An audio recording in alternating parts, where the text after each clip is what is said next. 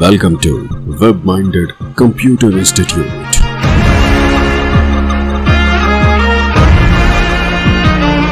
Then like, subscribe and share. आइए हम बारी बारी से नोटपैड के मेन्यूज़ का अध्ययन करते हैं। सबसे पहले हम फॉर्मेट मेन्यू की जानकारी लेंगे, परंतु कुछ भी कार्य करने से पहले आपके पास नोटपैड में कुछ लिखा होना ज़रूरी है। जैसे कि यहाँ पे मैंने 3 टॉपिक्स को डिफाइन किया है: play, watch and learn, complete training और सर्टिफिकेशन। इन तीनों टॉपिक्स के बारे में कुछ लाइनें यहाँ पे टाइप हैं। हम बारी बारी से इन लाइनों पे कार्य करेंगे और हम देखेंगे कि टेक्स्ट एडिटर के रूप में नोटपैड हमारे लिए किस प्रकार हेल्पफुल है। देखें, यदि आप यहाँ ध्यान से देखें तो सबसे पहली प्रॉब्लम हमारे साथ यहाँ ये आ रही है कि जब मैं कुछ इसमें कॉपी पेस्ट करता हूँ या टाइप करता हूँ तो ये सीधा आगे की तरफ टाइप करता जा रहा है।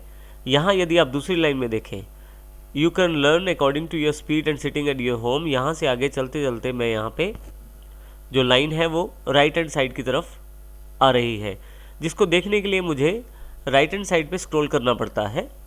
स्क्रॉलिंग के लिए आप स्क्रॉल बार का यूज़ कर सकते हैं। नीचे की तरफ आपके पास हॉरिजॉन्टल स्क्रॉल बार है, और यदि डॉक्यूमेंट आपका वर्टिकली अगर आपको स्क्रॉल करना है तो यहाँ वर्टिकल स्क्रॉल बार अवेलेबल हो जाएगी, परंतु अभी इसलिए अवेलेबल नहीं है क्योंकि पेज की जो विड्थ है वो इतनी लंबी नहीं है कि आपको स्क्रॉल बार की ज़रूरत पड़े।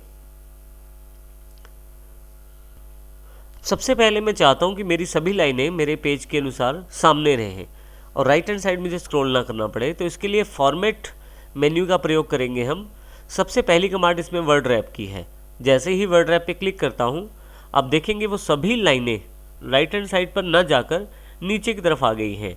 देखिए यहाँ subject is easy, you can move forward. यहाँ पे देखिए आसानी से मैं पढ़ सकता हूँ इस डॉक्यूमेंट को। यदि मैं डॉक्यूमेंट का साइज़ बड़ा या छोटा करता हूँ, मान लीजिए मैं इसको माउस बॉर्डर पर रख के इसको छोटा करता हूँ, तो भी ये मेरे सामने ही रहती हैं लाइनें, अर्थात ये राइट हैंड साइड की तरफ नहीं जाती और मुझे स्क्रॉल नहीं करना पड़ता इसके लिए। देखिए रिसाइज करने के पश्चात भी मैं अपनी सभी लाइनों को अपने सामने देख पा रहा हूँ।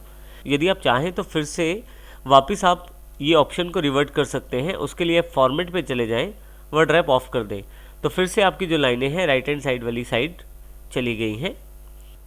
अगला ऑप्शन हमारे पास फॉर्मेट मेन्यू में फ़ॉन्ट का है, परंतु इस ऑप्शन को प्रयोग करने से पहले मैं अपने इस नोटपैड का साइज़ मैक्सिमाइज़ कर लेता हूँ मैक्सिमाइज़ बटन से। देखिए मेरे पास मेरा नोटपैड जो है वो मैक्सिमाइज साइज़ में अवेलेबल हो गया है। मोस्टली टेक्स्ट एडिटर में काम करते समय आपको सेलेक्ट करना ज़रूरी रहता है यदि आप किसी तरह की फ़ॉन्ट सेटिंग्स करते हैं, परंतु नोटपैड में आपको टेक्स्ट को सिलेक्ट करने की आवश्यकता नहीं है। आप फॉर्मेट पे चले जाएं और फ़ॉन्ट ऑप्शन को सिलेक्ट कर लें। आपके सामने एक फ़ॉन्ट डायलॉग बॉक्स अवेलेबल हो जाएगा। इसमें आपके पास काफ़ी सारे ऑप्शन हैं। जैसे सबसे पहला ऑप्शन फ़ॉन्ट है। इसमें पहले टेक्स्ट बॉक्स में ये दिखाया जा रहा है कि आपके पास इस वक्त कौन सा फ़ॉन्ट अवेलेबल है। नीचे की तरफ आपके पास काफ़ी सारे और फ़ॉन्ट ऑप्शंस अवेलेबल हैं। आप फ़ॉन्ट का अर्थ है किसी भी तरह के लिखाई के स्टाइल से। आप यहाँ कोई भी दूसरा स्टाइल लेकर यदि ओके करेंगे तो ये एप्लीकेबल हो जाएगा। जैसे मैं यहाँ पे एरियल राउंडेड एम्प्टी को सिलेक्ट कर लेता हूँ और ओके कर देता हूँ। अब देखेंगे कि आपका फ़ॉन्ट चेंज हो गया है। मैं फिर से फॉर्मेट से फ़ॉन्ट पे वापस आ जाता हूँ। हर एक फ़ॉन्ट के साथ आपके बेसिक फ़ॉन्ट स्टाइल के ऑप्शन जुड़े रहते हैं जो आप फ़ॉन्ट स्टाइल में प्राप्त कर सकते हैं, परंतु इससे पहले मैं एरियल में वापस आ जाता हूँ और ओके कर देता हूँ। फिर से फॉर्मेट फ़ॉन्ट। अब देखें कि आप एरियल फ़ॉन्ट के साथ काफ़ी सारे फ़ॉन्ट स्टाइल ऑप्शन जुड़े हुए हैं, और सबसे अच्छी बात यह है कि नोटपैड में पहले से ही आपको यहाँ पे प्रीव्यू दिखाया गया है। जिस प्रकार का आप फ़ॉन्ट स्टाइल आप सेलेक्ट करेंगे उस प्रकार का प्रीव्यू आप देखते हुए ये तय कर सकते हैं कि टेक्स्ट आपका कैसा दिखाई देगा। जैसे कि यहाँ पे मैं बोल्ड इटैलिक चुन लेता हूँ और ओके कर देता हूँ। अब देखेंगे कि बिल्कुल आपका टेक्स्ट वैसा ही हो गया है जैसा मैंने चुना है। फिर से फ़ॉन्ट पे वापस जाता हूँ। नेक्स्ट ऑप्शन मेरे पास साइज़ का अवेलेबल है। मैं यहाँ फ़ॉन्ट का साइज़ भी सिलेक्ट कर सकता हूँ। इसके लिए फिर से मैं कोई भी साइज़ यहाँ से सिलेक्ट कर लेता हूँ। सैम्पल के रूप में साइज़ मुझे यहाँ दिखाया गया है नीचे। जैसे ही मैं ओके करता हूँ मेरे पास साइज़ अवेलेबल हो जाता है उस साइज़ के अनुसार जो साइज़ मैंने सेलेक्ट किया है। फ़ॉन्ट डायलॉग बॉक्स के नीचे की तरफ स्क्रिप्ट का ऑप्शन है। स्क्रिप्ट से आप थोड़ा बहुत बदलाव और कर सकते हैं अकॉर्डिंग टू स्क्रिप्ट अपने फ़ॉन्ट के स्टाइल में। जैसे कि यहाँ पे इस वक्त स्क्रिप्ट है वेस्टर्न अवेलेबल है, परंतु यदि मैं हेब्रू स्क्रिप्ट को चुन लेता हूँ तो यहाँ पे आप सैम्पल में देखेंगे थोड़ा सा बदलाव है। जैसे ही ओके करूँगा मैं अकॉर्डिंग टू स्क्रिप्ट आपका जो फ़ॉन्ट का स्टाइल है, साइज़ है और डिज़ाइन है वो चेंज हो जाएगा। इस प्रकार से फिर से फॉर्मेट पे मैं फ़ॉन्ट पे वापस आ जाता हूँ। यहाँ से मैं फिर से वेस्टर्न स्क्रिप्ट चुन लेता हूँ और ओके कर देता हूँ। फिर से मैं पुरानी सेटिंग में वापस आ गया हूँ। यदि आप चाहें तो इन फ़ॉन्ट्स में और फ़ॉन्ट्स को भी शामिल कर सकते हैं। उसके लिए आप शो मोर फ़ॉन्ट्स पे क्लिक करें। आपके पास फ़ॉन्ट्स डायलॉग बॉक्स अवेलेबल हो जाएगा विंडोज़ का। यहाँ पे आप नेट से फ़ॉन्ट्स डाउनलोड करके इंस्टॉल कर सकते हैं और उन फ़ॉन्ट्स को आप अपने नोटपैड में शामिल कर सकते हैं। मैं यहाँ से इस बॉक्स को क्लोज़ कर देता हूँ। यदि आप किसी कारण से सेटिंग्स को अप्लाई नहीं करना चाहते तो आप कैंसिल कर दीजिए, वो सेटिंग्स अप्लाई नहीं होंगी। सेटिंग्स तभी अप्लाई होंगी जब आप ओके करेंगे। कैंसिल करने के अलावा यहाँ से क्लोज़ भी कर सकते हैं इस बॉक्स को। दोनों का कार्य एक जैसा ही रहेगा। नेक्स्ट टैब जो हम जानकारी लेंगे वो है एडिट। एडिट में सबसे पहली कमांड अंडू है। मान लीजिए मैं किसी टेक्स्ट को सिलेक्ट करके डिलीट का बटन प्रेस कर देता हूँ तो ये टेक्स्ट नोटपैड से डिलीट हो गया है। यदि आप इस कमांड को रिवर्स करना चाहते हैं, अंडू करना चाहते हैं, तो एडिट पे अंडू कमांड का प्रयोग करें। यदि आप यहाँ ध्यान दें तो हर एक कमांड के आगे एक शॉर्टकट दिया गया है, जैसे कि Ctrl+Z। अंडू कमांड पे क्लिक करने पे आप देखें यहाँ से जो आपने टेक्स्ट डिलीट किया था वो वापस आ गया है। और फिर से यदि Ctrl+Z करता हूँ तो फिर से ये देखिए एक स्टेप फिर से बैक हो गया है। तो आप Ctrl+Z का प्रयोग फॉरवर्ड और रिवर्स दोनों कमांड्स के लिए यहाँ करेंगे। इसके अतिरिक्त आप यदि ध्यान दें तो बजाय मैं एडिट पे जाकर अंडू क्लिक करने के कीबोर्ड से Ctrl+Z की का प्रयोग भी कर सकता हूँ। इसी तरह से आप अपने टेक्स्ट को कट, कॉपी, पेस्ट भी कर सकते हैं। कट का अर्थ है मूव करने से। मैं यहाँ कट कर देता हूँ टेक्स्ट को और माउस का कर्सर जो है नीचे ले आता हूँ। देखिए मैं यहाँ क्लिक करने की कोशिश कर रहा हूँ और वो नीचे नहीं आ रहा कर्सर। तो इसके लिए सबसे पहले मैं लास्ट लाइन पे क्लिक करूँगा, एंड का बटन दबाऊँगा कीबोर्ड पे और एंटर प्रेस कर दूँगा। तो यहाँ पे अब मेरा कर्सर नीचे आ गया है। मैंने जो टेक्स्ट कट किया हुआ है उसे यहाँ लाने के लिए मुझे पेस्ट करना पड़ेगा। जैसे ही आप पेस्ट करेंगे वो वाला टेक्स्ट बीच में से उठ के नीचे आ गया है। इसका अर्थ ये हुआ कि कट का प्रयोग हम मूव करने के लिए करते हैं। कट का प्रयोग करने के बाद आप पेस्ट का प्रयोग करें ताकि आपने जो टेक्स्ट कट किया है उसको आप प्लेस कर सकें। इसी तरह से मैं कॉपी कर सकता हूँ किसी टेक्स्ट को। जैसे मैं इस लाइन को सिलेक्ट कर लेता हूँ, एडिट पर जाकर कॉपी कर देता हूँ तो मेरे पास ये टेक्स्ट कॉपी हो गया है। परंतु टेक्स्ट को मुझे दूसरी जगह रखने के लिए पेस्ट करना ज़रूरी है। जैसे मैं यहाँ पे क्लिक कर देता हूँ, एडिट पे पेस्ट कमांड का प्रयोग करता हूँ तो आप देखेंगे कि वही लाइन यहाँ पे दोबारा पेस्ट हो गई है। पेस्ट का प्रयोग मैं एक से अधिक बार कर सकता हूँ। जैसे कि यहाँ पे मैं फिर से पेस्ट कर देता हूँ एक बार फिर से। तो इस प्रकार आप पेस्ट का प्रयोग जितनी बार चाहे उतनी बार कर सकते हैं। आपके पास जो टेक्स्ट क्लिपबोर्ड पर है, माइक्रोसॉफ्ट की तरफ से एक क्लिपबोर्ड एरिया रहता है सभी सॉफ्टवेयर्स के लिए कॉमन। वहाँ पे जो टेक्स्ट रहता है वो आप कभी भी दोबारा पेस्ट कर सकते हैं जब तक आपके क्लिपबोर्ड पे वो टेक्स्ट है। जैसे कि हमारे पास प्ले, वॉच एंड लर्न जो टेक्स्ट है वो हमारे पास इस वक्त क्लिपबोर्ड पे है, तो उसको आसानी से मैं कभी भी पेस्ट दोबारा कर सकता हूँ। यदि आप अपनी फाइल में से किसी टेक्स्ट को डिलीट करना चाहते हैं तो वो भी आसानी से कर सकते हैं। जैसे कि यहाँ पे मैं इन 4 लाइनों को सिलेक्ट कर लेता हूँ। एडिट पे मेरे पास डिलीट कमांड है। यदि मैं इसे क्लिक कर दूँ डिलीट को तो मेरे पास ये टेक्स्ट यहाँ से हट जाएगा, अर्थात मेरे फाइल में से डिलीट हो जाएगा। मैं इसे वापस ला सकता हूँ फिर से अंडू के द्वारा। शॉर्टकट के रूप में Ctrl+Z का प्रयोग भी कर सकता हूँ मैं। इसी तरह से आपके पास फाइंड कमांड का ऑप्शन है। आप चाहें तो किसी वर्ड को आसानी से आप ढूंढ सकते हैं नोटपैड में। छोटी फाइल होने पर तो सामने दिखाई दे रहे हैं वर्ड, परंतु यदि आपकी फाइल बहुत बड़ी हो, काफ़ी सारे पेजेस की हो, किसी खास वर्ड को ढूंढना मुश्किल हो जाता है।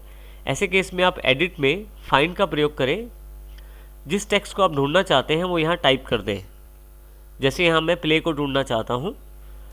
आप यहाँ ध्यान दें कि मैंने सबसे पहले कर्सर को ऊपर क्लिक कर दिया है, सबसे ऊपर, और यहाँ पे डायरेक्शन में डाउन सिलेक्टेड है, अर्थात ऊपर से नीचे की तरफ अब टेक्स्ट को सर्च किया जाएगा। अर्थात ऊपर से नीचे की तरफ जो मैंने फाइंड वर्ड में लिखा है प्ले, उसे ढूंढा जाएगा। इससे मैंने फाइंड वर्ड टेक्स्ट बॉक्स में जो मैंने प्ले लिखा है उसको ऊपर से नीचे की तरफ ढूंढा जाएगा। यदि मैं अप की तरफ ढूंढना चाहता हूं तो मैं नीचे क्लिक कर दूंगा ताकि नीचे से ऊपर की तरफ ढूंढा जाए। यदि मैं चाहता हूं कि टेक्स्ट को केसिंग के अनुसार ढूंढा जाए, अर्थात यदि मैं बड़े अक्षर लिखूं, कैपिटल लेटर्स लिखूं तो कैपिटल ढूंढे जाए और स्मॉल लेटर्स लिखूं तो स्मॉल ढूंढे जाए, तो मैं मैच केस ऑप्शन को क्लिक करके ऑन कर सकता हूँ, परंतु अभी मैं इसे अनचेक कर देता हूँ। मैंने प्ले लिख लिया है फाइंड वर्ड बॉक्स में, डायरेक्शन डाउन साइड पे है और मैंने ऊपर की तरफ क्लिक भी कर दिया है। अब मैं फाइंड नेक्स्ट पे क्लिक करता हूँ। आप देखेंगे कि प्ले वर्ड जहाँ जहाँ अवेलेबल है वहाँ वहाँ सेलेक्ट किया जा रहा है, परंतु यहीं पे अगर मैं उससे आगे प्ले सर्च करने की कोशिश करता हूँ तो मेरे पास नोटपैड की तरफ से एक मैसेज अवेलेबल है, कैन नॉट फाइंड प्ले, अर्थात इससे आगे उसे प्ले अवेलेबल नहीं, अर्थात इससे आगे उसे प्ले वर्ड कहीं नहीं मिल रहा। मैं ओके कर देता हूँ। अब की बार मैं लास्ट में क्लिक कर देता हूँ, डायरेक्शन अप कर देता हूँ और फिर से फाइंड नेक्स्ट। आप देखेंगे कि अब की बार रिवर्स डायरेक्शन में प्ले वर्ड को ढूंढा जा रहा है।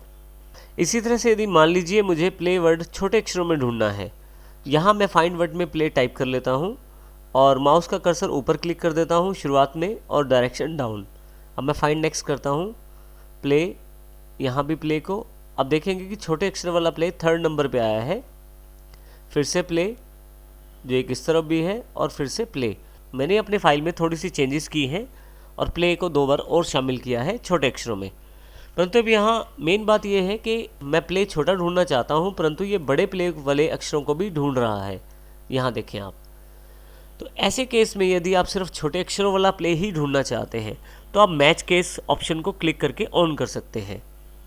इसके लिए मैं फिर से देखिए शुरू में क्लिक करता हूँ, छोटे अक्षरों में प्ले लिखा हुआ है, मैच केस ऑप्शन ऑन है और मैं नीचे की तरफ ढूंढना चाहता हूँ। क्योंकि मेरे पास छोटे अक्षरों में 2 बार प्ले लिखा हुआ है तो मैं अब उसे ढूंढ कर देखना चाहता हूँ।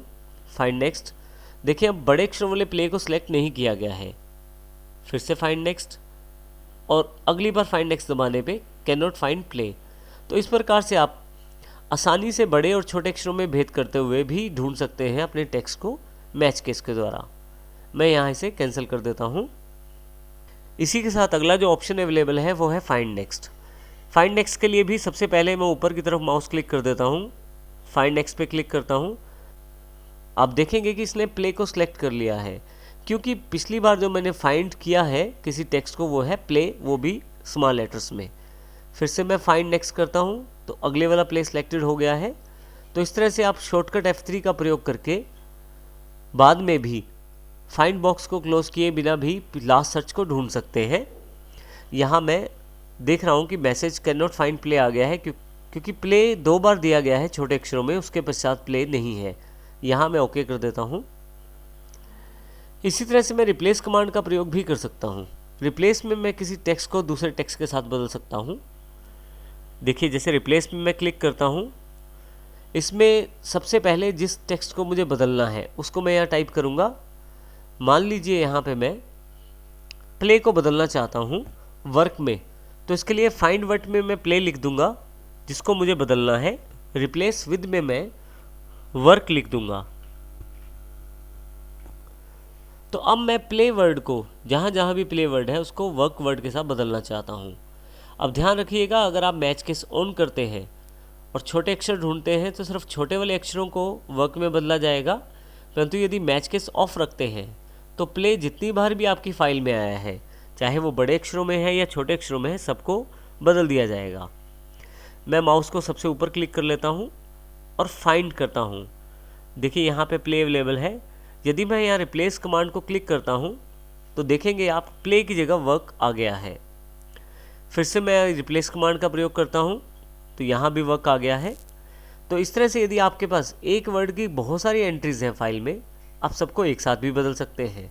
उसके लिए रिप्लेस ऑल कमांड को क्लिक करें।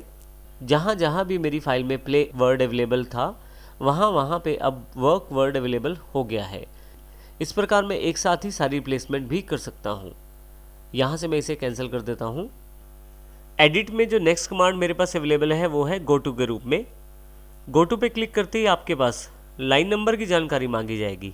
आप अपने नोटपैड में किसी भी लाइन पे जा सकते हैं डायरेक्टली गो टू के द्वारा।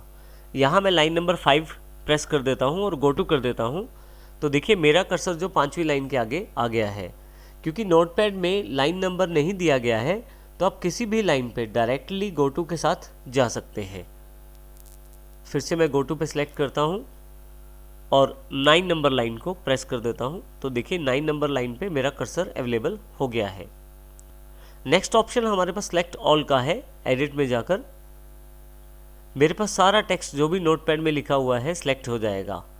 परंतु यदि यहाँ मैं बाहर कहीं क्लिक कर देता हूँ टेक्स्ट से, तो फिर से टेक्स्ट जो है वो डीसिलेक्ट हो जाएगा। मैं टेक्स्ट को माउस के साथ भी सिलेक्ट कर सकता हूँ। इसके लिए मैंने देखे सबसे लास्ट में क्लिक कर दिया है टेक्स्ट के। टेक्स्ट को सिलेक्ट करने के लिए मैंने माउस का लेफ़्ट क्लिक प्रेस कर लिया है और माउस को ऊपर की तरफ ड्रैग कर रहा हूँ और लास्ट में आकर मैं इसे छोड़ देता हूँ लेफ़्ट क्लिक को। तो आप देखेंगे कि मेरा सारा जो टेक्स्ट है वो सिलेक्ट हो गया है। अब दोनों तरह से आप टेक्स्ट को सिलेक्ट कर सकते हैं। इसी के साथ यदि आप अपने डॉक्यूमेंट में टाइम और डेट को डालना चाहते हैं तो वो भी डाल सकते हैं। जैसे मान लीजिए यहाँ पे मैं नीचे की तरफ टाइम और डेट डालना चाहता हूँ। मैं पहले कर्सर को वहाँ ले आता हूँ, एडिट, टाइम डेट। आप देखेंगे कि टाइम और डेट दोनों अवेलेबल हो गई है नोटपैड में। टाइम डेट डालने के लिए आप F5 शॉर्टकट का प्रयोग भी कर सकते हैं। आप कीबोर्ड पे बनी हुई फंक्शन कीज़ में से F5 को प्रेस करें, आपके पास डायरेक्ट ही टाइम डेट अवेलेबल हो जाएगा। इस प्रकार से हम एडिट मेन्यू का प्रयोग कर सकते हैं नोटपैड के अंतर्गत। नेक्स्ट इंपॉर्टेंट मेन्यू जो हमारे पास अवेलेबल है वो है फाइल मेन्यू के रूप में। यदि आप फाइल पे क्लिक करें तो आपके पास काफ़ी सारे ऑप्शन अवेलेबल हो जाएंगे, जैसे कि न्यू। यदि आप नई फाइल खोलना चाहते हैं तो न्यू पे क्लिक कर सकते हैं। ओपन, किसी पुरानी सेव्ड फाइल को खोलना है तो ओपन। सेव, यदि आपके पास जो फाइल जिस पे आप कार्य कर रहे हैं उसको आप संभाल के रखना चाहते हैं अपने कंप्यूटर में, तो सेव कमांड का प्रयोग कर सकते हैं। सेव एज, जो फाइल आपने सेव कर दी है उसका एक डुप्लीकेट कॉपी भी बना के रख सकते हैं सेव एज के द्वारा। इसी तरह से पेज सेटअप और प्रिंट के द्वारा प्रिंटिंग की सेटिंग कर सकते हैं। सबसे पहले हम देखते हैं कि हमारी फाइल का इस वक्त स्टेटस क्या है। इस वक्त हमारी फाइल जो है वो सेव नहीं है। उसकी जानकारी मुझे यहाँ ऊपर टाइटल बार से मिलती है, क्योंकि यहाँ पे अनटाइटल्ड लिखा हुआ है, अर्थात मैंने अपनी फ़ाइल का कोई भी नाम या टाइटल नहीं रखा। तो सबसे पहले मैं इस फाइल को सेव करता हूँ। उसके लिए मुझे फाइल पे जाना है और सेव बटन पे क्लिक करना है। जैसे ही आप सेव पे क्लिक करते हैं आपके पास एक save as dialogue box available हो जाएगा। आइए इस डायलॉग बॉक्स में देखते हैं कि फ़ाइल को किस प्रकार हम सेव कर सकते हैं। सबसे ऊपर देखें तो आपके पास ये जानकारी दी जा रही है कि अभी आप कहाँ पे हैं। यदि आप माउस को लास्ट में क्लिक करें, सी में आप अपनी सी ड्राइव यूज़र्स में बेस्टो यूज़र के अंतर्गत डॉक्यूमेंट्स के अंतर्गत है। मैं यहाँ लेफ़्ट सेक्शन का प्रयोग करते हुए कहीं पे भी अपना फ़ाइल को सेव कर सकता हूँ। लेफ़्ट साइड पे वो सभी लोकेशंस हैं जहाँ पे मैं अपनी फ़ाइल सेव कर सकता हूँ। जैसे मैं अपनी फ़ाइल को डॉक्यूमेंट्स में सेव करना चाहता हूँ तो यहाँ पे मैं डॉक्यूमेंट सेलेक्ट कर लेता हूँ। यहाँ पे मेरे पास राइट हैंड साइड पे डॉक्यूमेंट फोल्डर के अंतर्गत जो भी फाइल्स या फोल्डर पहले से अवेलेबल हैं उनकी जानकारी है। अब मैं नीचे फाइल नेम पे अपनी इस फाइल का एक नाम रखना चाहता हूँ। माई टेक्स्ट के नाम से मैंने फाइल का नाम रखा है। अब सेव एज टाइप में यदि ध्यान दें तो आपके पास टेक्स्ट ऑप्शन अवेलेबल है, अर्थात आपकी जो फाइल सेव होगी वो start.txt एक्सटेंशन से होगी, अर्थात ये नोटपैड की फाइल होगी। ये जानकारी इस एक्सटेंशन से मिलती है। यहाँ अब मैं इसे सेव कर देता हूँ। आप देखेंगे कि जहाँ अनटाइटल लिखा हुआ था वहाँ माई टेक्स्ट लिखा आ गया है। मैं इस फाइल को क्लोज कर देता हूँ। यहाँ से दोबारा इस फाइल को ओपन करने के लिए मैं नोटपैड पे क्लिक करता हूँ, फाइल पे, ओपन। जब आप ओपन पे क्लिक करते हैं तो आपके पास बिल्कुल वैसा ही एक ओपन डायलॉग बॉक्स खुल जाता है जैसा सेव वाला खुला था, परंतु इसमें फ़र्क ये है कि पहले हम फाइल को सेव कर रहे थे, अब की बार फाइल को खोल रहे हैं। बाकी लगभग ऑप्शन सेम ही है। जैसे ऊपर की तरफ मैं कहाँ पे हूँ ये जानकारी, मैं डॉक्यूमेंट्स सेक्शन में हूँ। लेफ़्ट साइड से मैं उस जगह या उस लोकेशन का चुनाव कर सकता हूँ जहाँ पे मेरे पास फाइल पड़ी है, जैसे डॉक्यूमेंट्स। राइट हैंड साइड पे मेरे पास फाइल का नाम आ गया है, मैं माई टेक्स्ट फाइल को चुन लेता हूँ।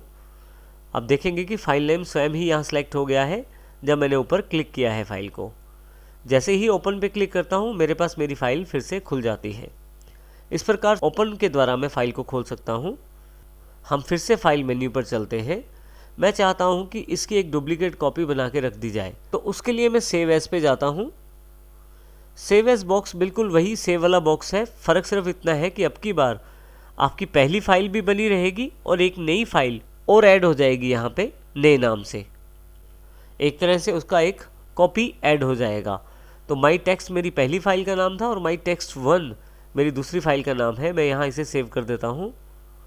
अब ऊपर की तरफ देखें, जहाँ पे टाइटल बार है वहाँ पे आपके पास माई टेक्स्ट 1 लिखा आ गया है, जो मेरी नई फाइल का नाम है।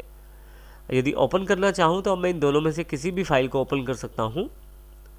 इस प्रकार मैं अपनी फाइल को सेव एज कर सकता हूँ।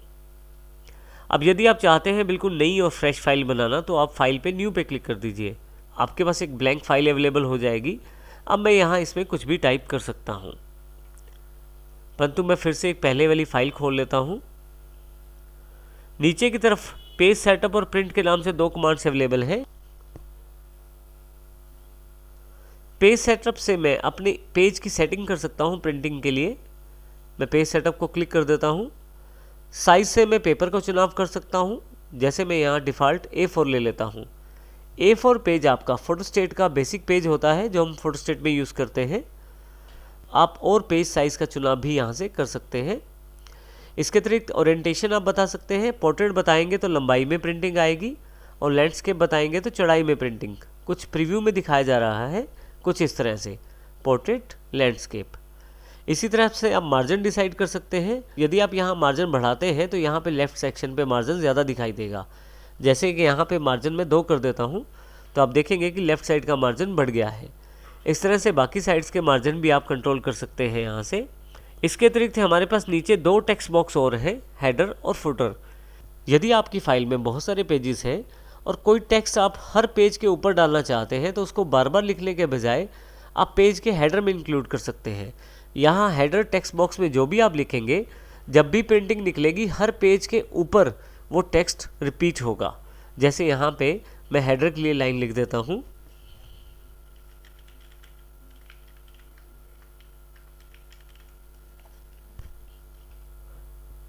इसी तरह से यदि मैं नीचे फुटर में लाइन लिखना चाहता हूँ तो मैं फुटर में भी लिख देता हूँ।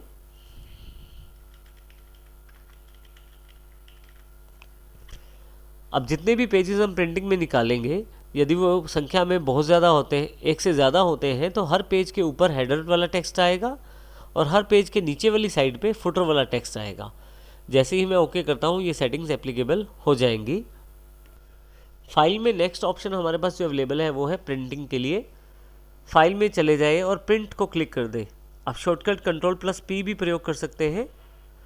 यहाँ पे आप देखें, आपके पास काफ़ी सारी जानकारी अवेलेबल है प्रिंटिंग सेक्शन के बारे में। जैसे जर्नल में सेलेक्ट प्रिंटर।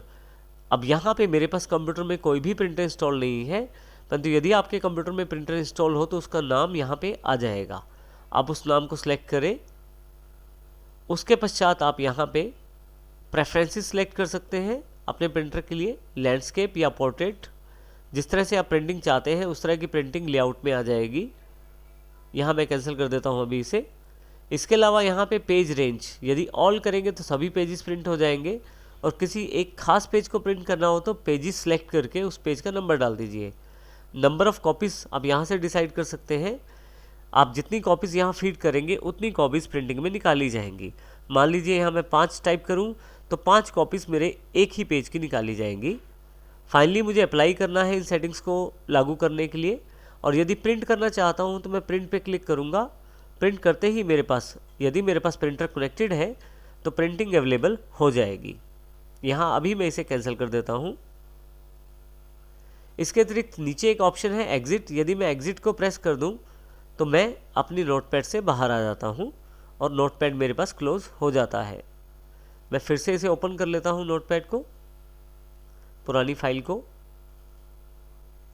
मैक्सिमाइज़ करने के लिए नोटपैड को यदि आप टाइटल बार पे डबल क्लिक करें तो भी ये मैक्सिमाइज़ जल्दी से हो जाएगा। यहाँ पे हमारे पास 2 मेन्यूज़ और हैं, व्यू और हेल्प। व्यू को यदि मैं क्लिक करूँ तो देखिए केवल एक ही ऑप्शन है, स्टेटस बार। नीचे हमारे पास यहाँ स्टेटस बार अवेलेबल है। पहले हम देखते हैं कि स्टेटस बार हमें किस प्रकार जानकारी देता है। देखिए यहाँ मैं माउस क्लिक कर देता हूँ कहीं भी, तो मुझे ये जानकारी स्टेटस बार पे दी गई है कि लाइन 10 और कॉलम 19 पे हूँ मैं। यहाँ लाइन 10 और कॉलम 19 अर्थात लाइन 10 नंबर है और कॉलम मेरा 19 नंबर है, जहाँ पे इस वक्त मेरा माउस का कर्सर है। कहीं भी क्लिक करके मैं देखिए अलग अलग लोकेशन की लाइन नंबर और कॉलम नंबर की जानकारी ले सकता हूँ। इसके अतिरिक्त मुझे अगर स्टेटस बार को बंद करना है, स्टेटस बार मुझे नहीं चाहिए यहाँ से, तो व्यू पे जाके स्टेटस बार ऑफ कर दूंगा। स्टेटस बार यहाँ से चली जाएगी। फिर से लाना है तो व्यू पे स्टेटस बार पे क्लिक कर दीजिए। इसके अतिरिक्त हमारे पास लास्ट मेन्यू हेल्प के रूप में है। आप यदि हेल्प चाहते हैं नोटपैड की तो व्यू हेल्प पे क्लिक करें। माइक्रोसॉफ्ट द्वारा आपको ऑनलाइन हेल्प प्रदान की जाएगी। आप यहाँ से हेल्प का प्रयोग कर सकते हैं। क्योंकि नेट मेरे पास कनेक्टेड नहीं है, परंतु यदि आप पे नेट कनेक्टेड होगा तो आपको सारी जानकारी यहाँ व्यू हेल्प में दे दी जाएगी। अबाउट नोटपैड पे यदि आप क्लिक करें तो आपको माइक्रोसॉफ्ट की इस नोटपैड ऐप की अधिक जानकारी दी जाएगी कि ये किसके नाम से रजिस्टर्ड है और किस लाइसेंस के अंतर्गत ये आपके पास अवेलेबल है। यहाँ मैं इसे कैंसिल कर देता हूँ। इस प्रकार हम अपने बेसिक टेक्स्ट एडिटर अर्थात नोटपैड में कार्य कर सकते हैं।